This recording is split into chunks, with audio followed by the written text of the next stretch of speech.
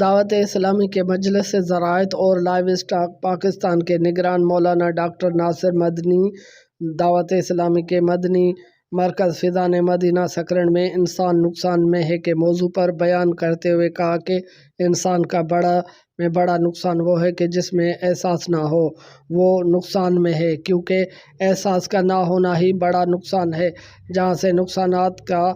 نقصانات اور گناہوں کا سلسلہ شروع ہوتا ہے۔ اللہ پاک نے قرآن پاک میں سیدھا فرمایا ہے کہ زمانے کی قسم انسان ضرور نقصان میں ہے، لیکن افسوس سے کہنا پڑتا ہے کہ ہم اپنے آپ کو گناہوں سے بچنے کے بجائے خود گناہوں کا سبب بنتے ہیں۔ انہوں نے مزید کہا کہ کچھ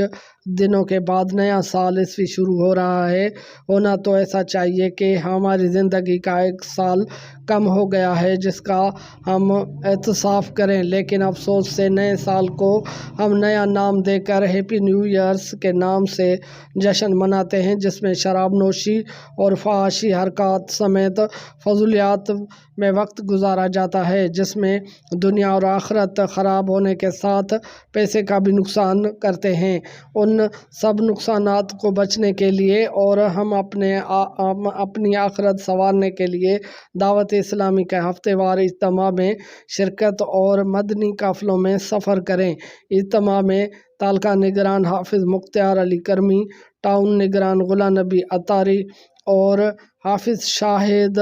نواز اتاری نے خصوصی دعائیں مانگی۔ بیورو رپورٹ، شمع نیوز، نواب شاہ۔